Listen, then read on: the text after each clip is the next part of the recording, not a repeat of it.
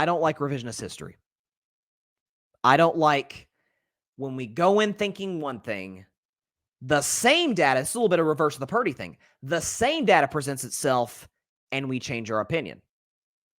I don't like that. And the whole thing with Dan Campbell coming in is, man, what a great story, Detroit. He comes in, rebuilds a bad culture. Obviously, the GM, Brad Holmes, got to give him credit. He aced the last few drafts, and here we go. They're able to make it happen. And Dan Campbell comes in, changes the culture, has them ready, and is Mr. Aggressive. Goes for it on fourth down, and we love that about Dan Campbell. And then when it doesn't work, now he's reckless. Now he's in over his head. Now he doesn't know what he's doing. So timeout. You're telling me that in the biggest game for the Detroit Lions since the 1950s, when they last won a road playoff game,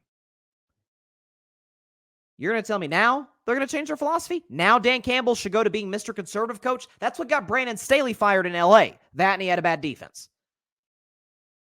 Dan Campbell's a guy, we talk about the fourth down conversions. I've got the stat here where nobody attempted more, and I'm sure this stat won't shock anybody, that Dan Campbell attempted it on fourth down more than any coach in the league, 20 times. He converted the second highest percentage, 85%. Went for it 20 times on fourth down, converted 85% of the time. For the record, that was going to be about a 40-plus field goal. Michael Bagley, about a 70% guy from that range. You know what you're playing in San Francisco. Again, a lot of this is knowing time and place. If that was like the Kansas City-Baltimore game where it's defensive battle, points are going to be hard to come by, you kick the field goal. I get that.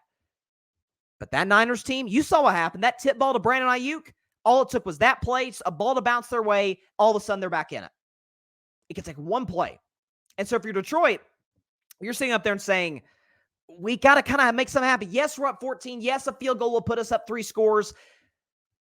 But why would we move away from what we're great at? For the record, Ben Johnson, who unfortunately for Detroit is not going to be with Detroit next year, the play was executed to perfection. The protection was good. Goff stepped up in the pocket, clean pocket, delivers a perfect ball to Josh Reynolds, and he dropped it.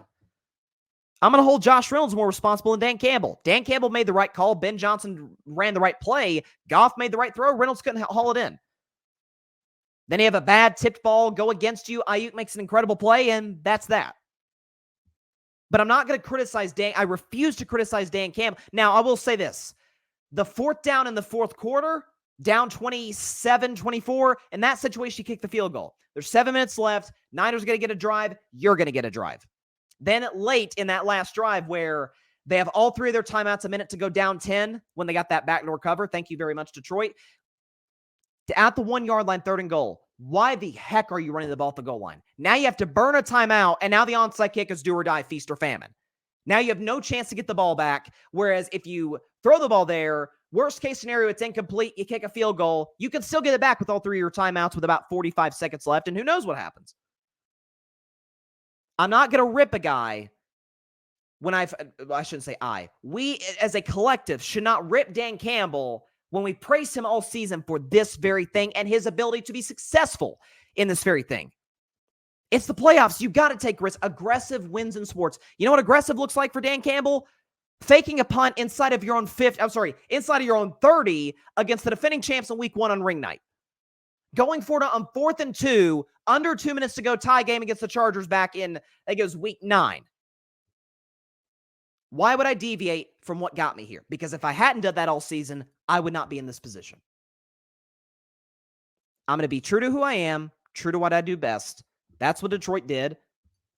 Reynolds dropped a pass. A couple plays didn't go their way, and they lost to a better team. I don't think it's panic mode for Detroit. Thanks so much for watching the show on YouTube, and be sure to go click that big red subscribe button and check out the other clips and full shows from Carving It Up Live, as well as our other incredible content creators here on the Grid Network.